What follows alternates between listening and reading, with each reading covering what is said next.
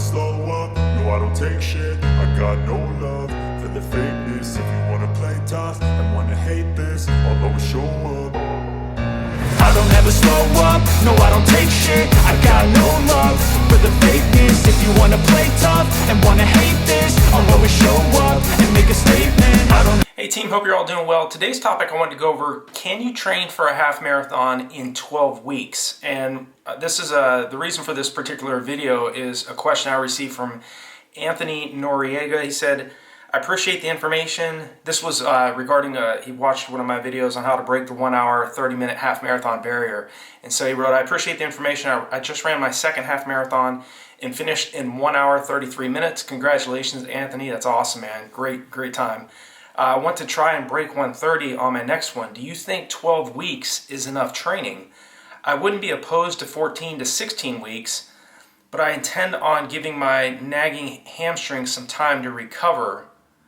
I'm aiming for the first week of October for my next half. Yeah, I would first and foremost make sure that that hamstring is taken care of and not trying to rush your next attempt to break the 1 hour, 30-minute marathon, half marathon barrier. Without a doubt, you can do it. The fact that you've run 1 hour and 33 minutes, without question, tells me you're able to run well under 1 hour and 30 minutes with the proper training, going in 100% healthy and properly tapered, which is also very key. If you didn't do a 10-day taper in that first attempt when you ran 1 hour and 33 minutes, I highly recommend considering doing a 10-day taper. Continue to keep your volume and your intensity high up until 10 days out. Remember, 10 days is plenty of time to recover from a very hard build-up for the half marathon. A lot of times runners will start dropping volume, start dropping their intensity way too soon, and they go into their goal race feeling more tired and lethargic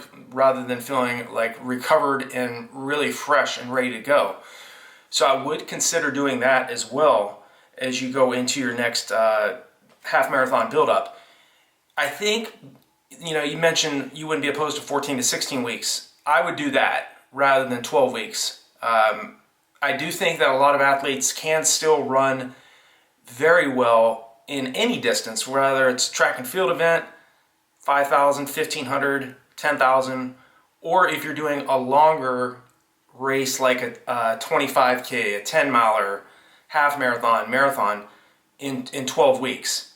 Other athletes have done it, so can you. But I always tell runners, if you have the choice between a shorter period of time to prepare for a race, especially of this length, the half marathon and the marathon distance, it's always better to give yourself more time versus a shorter amount of time. Remember, it takes about 28 days for your body to adapt. Okay, so right now, if you're having a hard time doing a 6 or 7 mile tempo run, you have to give yourself between 3 to 4 weeks continually, every single week, doing that particular distance before you adapt to that particular intensity that you're running at. Maybe it's, in your case, trying to run 6 to 7 miles at 6:40 mile pace or 6:30 mile pace, much faster than goal half marathon race pace, which in this case is 6 minutes and 52 seconds. It might mean aiming just to run that 6 to 7 miler at goal half marathon race pace at 6:52, which is going to be a huge task in and of itself. This is high quality running, so much more is going to be asked out of the athlete the faster we run. And I certainly learned this trying to improve on my own personal best for the half marathon and marathon distances. It's like once you get to that in that flow state and you run that race that you didn't necessarily believe that you could achieve, it's very, very hard to continue to duplicate that and get faster and faster and faster. So, this question of can you train for a half marathon in 12 weeks? I think you can. And most certainly 3 months is sufficient time for most athletes to do very well at the half marathon distance and even up to the marathon distance. But again, like I mentioned before, the more time you prepare, the less time crunch you're going to be in, and the less stress and not only physical stress, but mental stress you're placing on yourself to get in phenomenal physiological shape, anaerobic shape, aerobic shape, as well as, you know, just preparing yourself to really get ready to run a time this fast.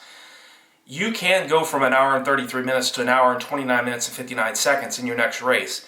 It's a big drop in time. It's still, you know, you're dropping over 3 minutes. But again, if you go in, most importantly, 100% healthy, you don't have any issues with that hamstring, make sure that you are icing.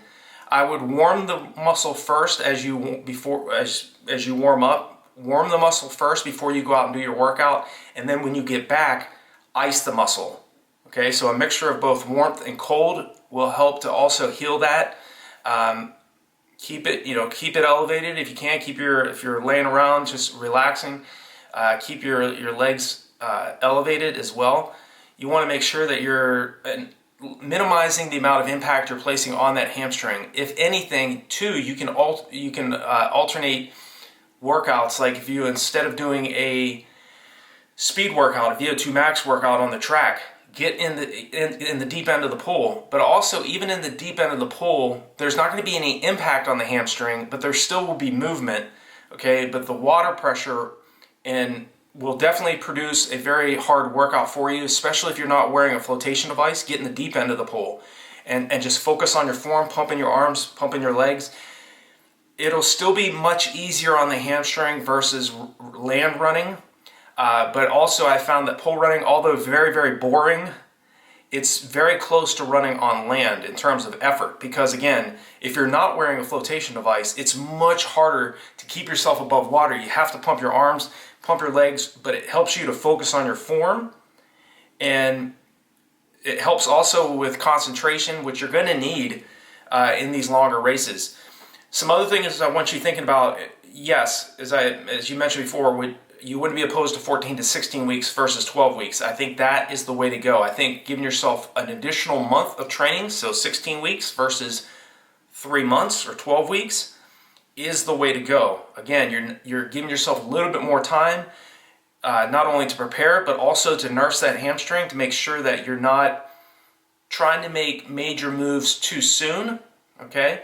Make sure that you jog on those recovery days, okay? I want you jogging on those recovery days. I cannot stress that enough to runners, because we're still running too fast on our easy days. A lot of times runners are still running too slow on their hard days. So make sure also that you're really stressing the energy systems of the body.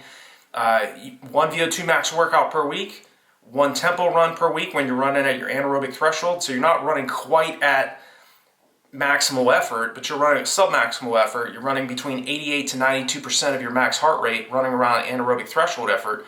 Again, lengthening that tempo run out to around anywhere from 6 to 7 miles for an athlete training for the half marathon.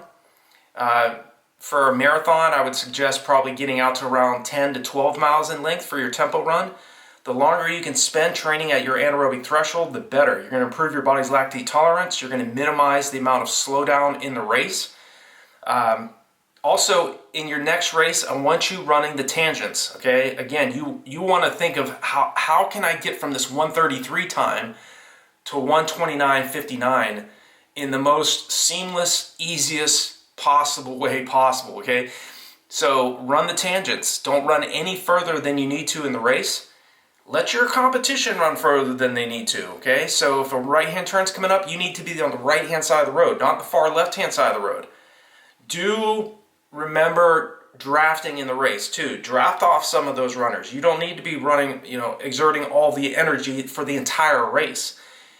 Preferably, you get into a group of runners for, up to around 6 to 8 miles of the race. Run behind them. As long as they're running close to or under an hour and 30-minute half marathon pace, you're golden, okay? But if they're on the far left-hand side of the road and a right-hand turn's coming up, stay behind them up until a few meters before you get to that, 100 meters to 150 meters before you get to the turn, and get to the far right-hand side of the road. You're running less distance versus them, okay? So these are some of the things I want you thinking about, because really, you're on the verge of doing something phenomenal here, going from an hour and 33 minutes down to that sub 1:30 half marathon barrier. There's a lot of runners around the world trying to run 13.1 miles or 21.1 kilometers at sub 1 hour 30 minute half marathon pace.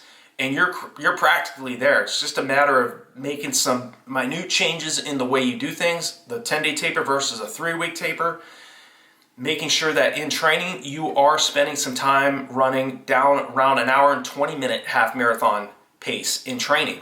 Okay, spend some time doing some fartlek sessions running at 120 half marathon pace. So again, you get that goal sub 130 half marathon pace to feel easier for you and more sustainable, so that you're not slowing down in the race as much as your competition.